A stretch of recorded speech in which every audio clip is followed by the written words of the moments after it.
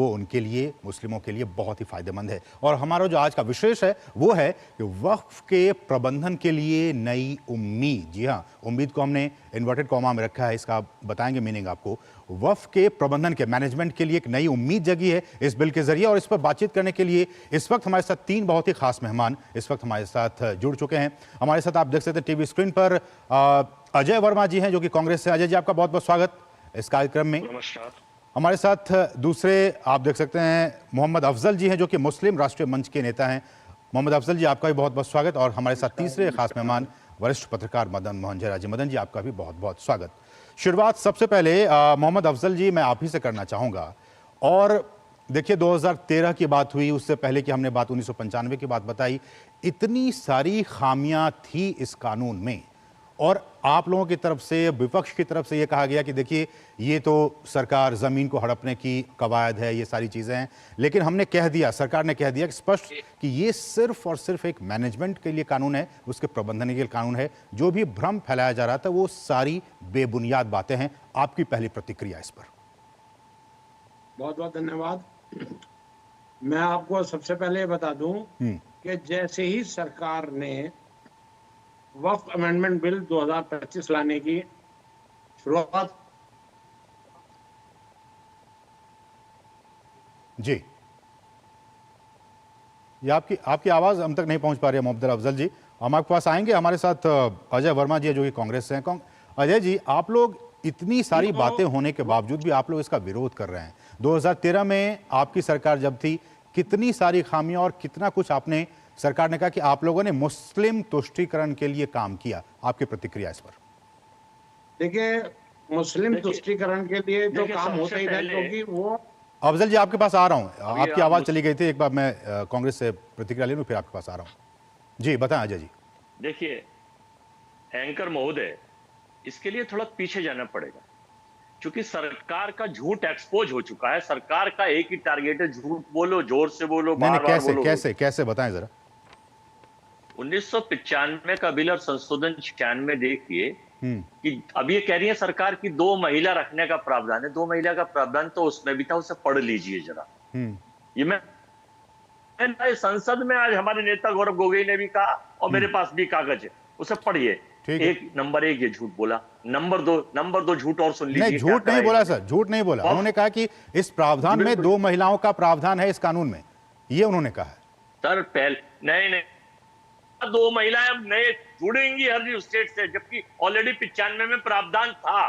दूसरा, 2009 में भाजपा, 2099 से 4 तक बीजेपी की सरकार थी। 1999 से बफ बिल याद आया ना बफ याद आया, ठीक है।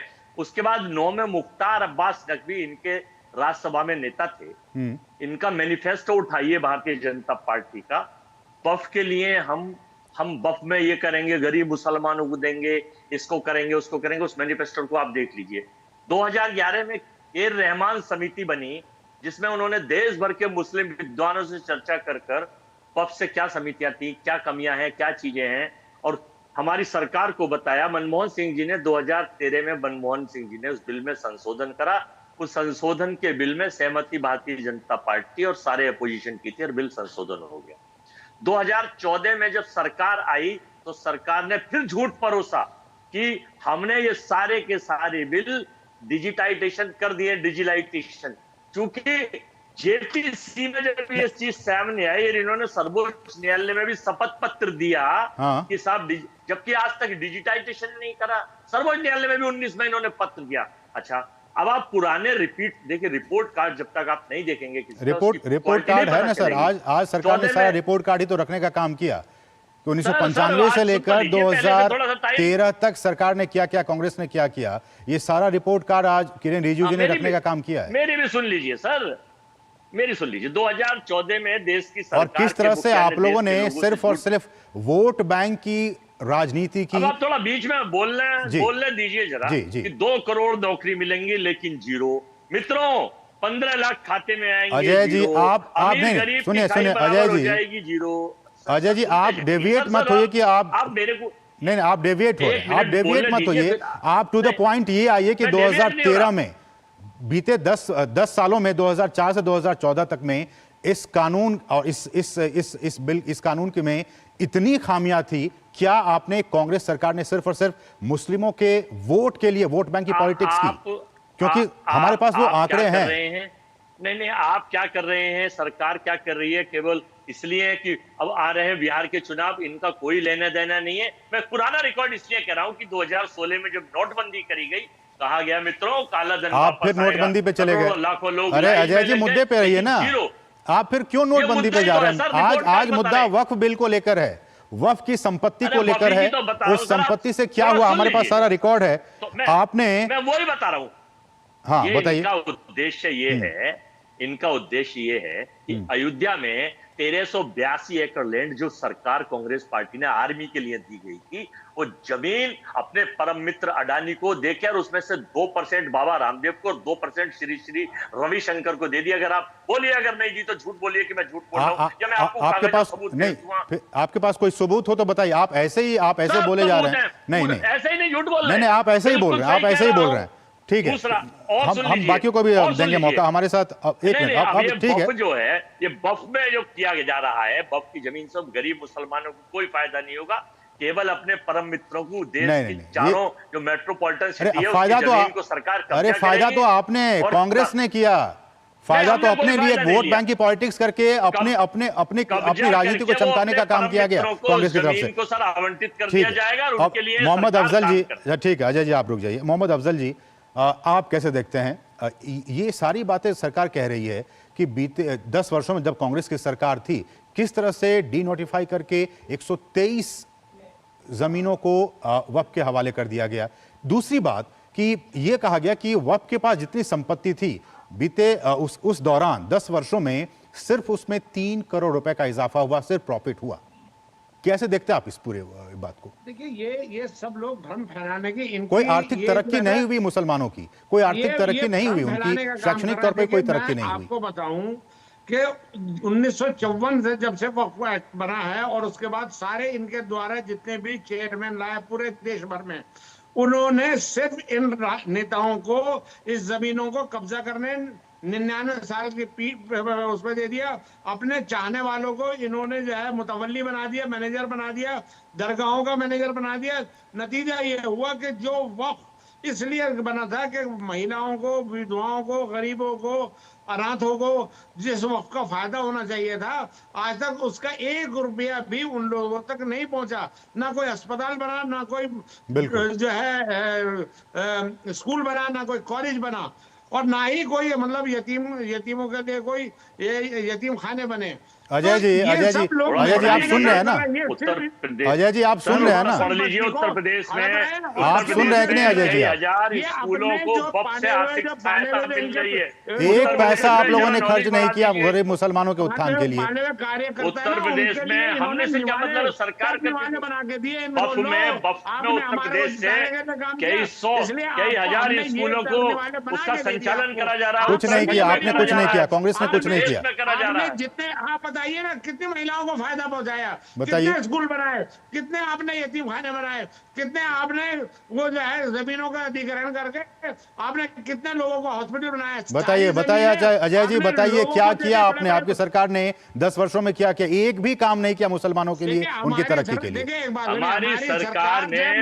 हमारी सरकार सिर्फ वोट बैंक की पॉलिटिक्स आप लोगों ने की। जनता पार्टी जो है, जो हमारे मोदी जी, अरे तो ये मुस्लिम स्कॉलर है, बीजेपी के प्रवक्ता है, ये तो पता चले। ये प्रवक्ता नहीं है, ये सही बात बोल रहे हैं किस तरह से इस बिल के जरिए प्रावधान किया गया है। ये कह रहे हैं कि भाजपा की जो नीति थी सबका साथ, मेरे कार्यकर्ताओं बीजेपी का विकास और सबका विनाश, ये नारा था असली। तो असली नारा ये था।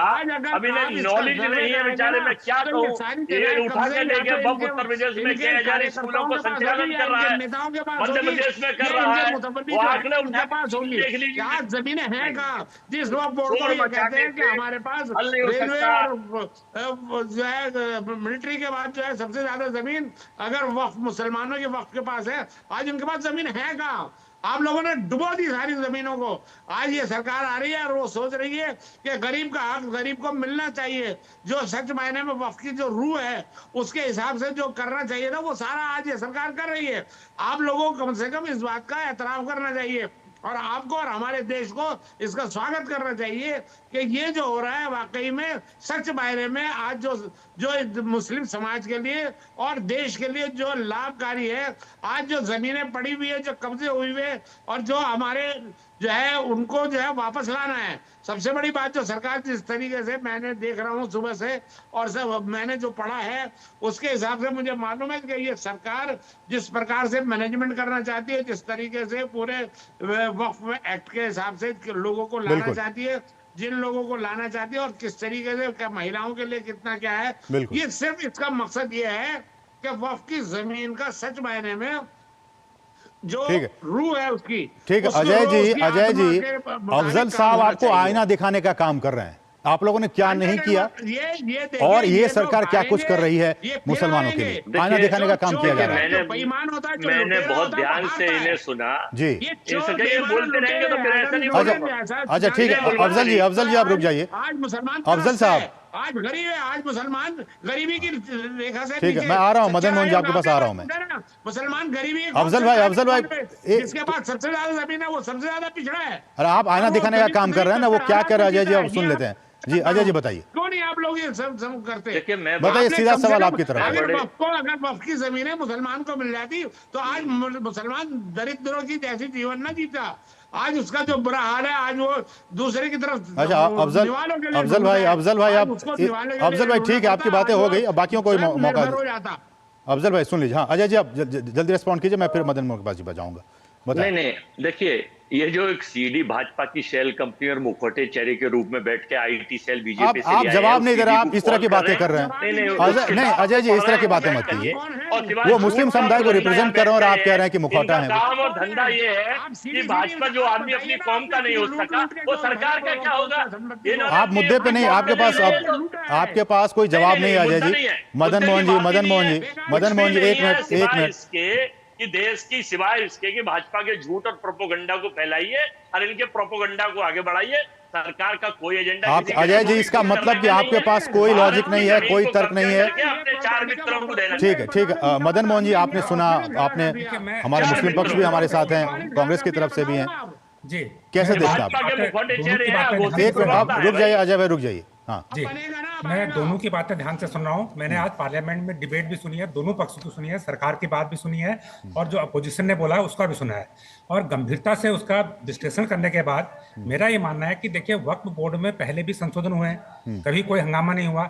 अगर एक बार सरकार फिर से संशोधन कर रही है और सरकार ये कह रही है कि हम इस प्रगति के लिए ला रहे हैं, इस उद्देश्य के लिए प्रोग्रेसिव है ये, प्रोग्रेसिव बिल है, हम उसका बेहतर इस्तेमाल करना चाहते हैं, गरीबों के लिए करना चाहते हैं, मुस्लिम वर्ग में जो गरीब लोग हैं उनके लिए करना चाहते हैं। तो पहले तो इसमें राजनीति नहीं होनी चाहिए, इसमें राजनीति करने की जरूरत नहीं है, बल्कि इस बात को देखा जाना चाहिए, सरकार की जवाबदेही सुनिश्चित करना चाहिए कि जो आप कह रहे हैं वो आप करके भी दिखाइए। बिल्कुल अपोजिशन को चाहिए कि बजाय इसमें कोई रोड़ा अटकाए, अपोजिशन को ये इस बात की जिम्मेदारी सरकार पर डालनी चाहिए कि हम आप पर वाच रखेंगे, आप जो कह रहे हैं इसका बेहतर उपयोग करके दिखाइए, हम आपके साथ हैं। तो मुझे लगता है कि ये अप्रोच होनी चाहिए। दूसरी बात यह है कि जैसे मैं अगर इसी की बात करूं, यूपीए सरकार की बात करूं, तो सच्चर कमेटी बैठी थी मुस्लिमों के कल्याण के लिए, उनकी स्थिति को जानने के लिए।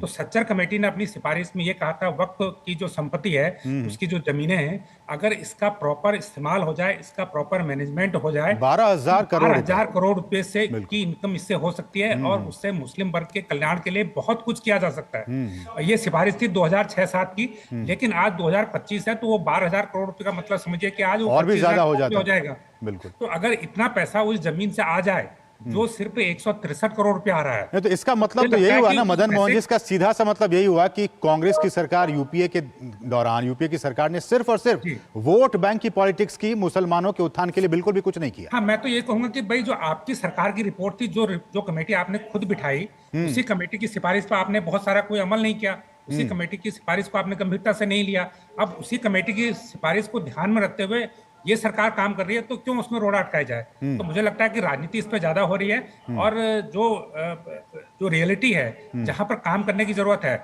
वहां पर ध्यान नहीं दिया जा रहा है। आज हर कोई जानता है कि जो वक्फ की जमीन है उसका किस प्रकार से मिसयूज होता है, उसका किस प्रकार से उस पर कब्जे हो रखे हैं। 50,000 से भी ज्यादा जमीनें हैं। पहले तो स्थिति ये थी, जो कि आज सरकार ने भी कहा कि आप कोई भी वक्फ की तरफ से बोल दिया था कि ये जमीन अब हमारी है, अब उनकी जमीन हो गई, ना कोई कोर्ट ना कोई कचहरी। लेकिन इसके अब अलावा इस पूरे इस कानून में तो अब लाया गया ना कि आप बिल्कुल। मनमाने तरीके से किसी भी जमीन को आप ये नहीं कह सकते कि ये वक्फ की संपत्ति है। जी नहीं, इसके अलावा जो 50,000 जमीनों पर कब्जे हो रखे हैं और जो वक्फ बोर्ड जो पैसा कमा रहा है, जो 163 करोड़ रुपए उसके पास आ रहा है, उसका एक बड़ा हिस्सा मुकदमे पे ही खर्च हो जा रहा है। हाँ बिल्कुल। तो अब आप देखिए, तो आप मुस्लिमों का कल्याण कहाँ का हो रहा है, जबकि जिन लोगों ने ये जमीन वक्फ को दान दी उनका उद्देश्य था कि उनकी जमीन का एक बेहतर उपयोग हो, मुस्लिम जो बिल्कुल। गरीब लोग हैं उनके इस्तेमाल, उनके भले के लिए हो, लेकिन वो कहीं नहीं हो रहा है। और ऊपर से उसमें भ्रष्टाचार बहुत है। तो ऐसे में जी जो नया कानून आ रहा है तो वो भ्रष्टाचार खत्म करेगा, पारदर्शिता लाएगा और जो संपत्ति है उसका एक बेहतर उपयोग सुनिश्चित करेगा। मुझे लगता है कि ये बिल इसकी गारंटी तो देता है। तो अजय जी, ऐसे में जब सच्चर कमेटी आप ही के दौरान बनाई गई थी, इस कमेटी की रिपोर्ट को तो झुटला नहीं सकते हैं। कहा गया कि अगर इस ठीक तरीके से मैनेजमेंट हुआ होता उन तमाम जमीनों का तो 12,000 करोड़ रुपए उस टाइम में इसका प्रॉफिट होता, लेकिन आप लोगों ने कुछ किया ही नहीं। 50,000 जमीनों का अब ये चर्चा मेरे पत्रकार बंधु कर रहे थे। जरा इनसे लिस्ट तो ले लीजिए कि 5 जमीनों की लिस्ट दे दे कब्जे की।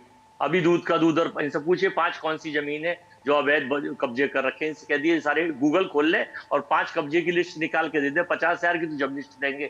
8 लाख जो जमीनें हैं उसमें से 50,000 जमीनों का जिक्र संसद में हुआ है। मैं आपके बीच में नहीं बोला। और आप ही के, अब आप तो बेचैन हो जाते हैं, सत्यता आप ही सुनते के जो नहीं पुराने एक लीडर रह चुके हैं, जो अभी गवर्नर है सुन तो बिहार के, लीजिए मैं जो कह रहा हूँ उसमें वक्त की 90% दूध का दूध पानी का पानी हो जाएगा। थोड़ा हो रखा है।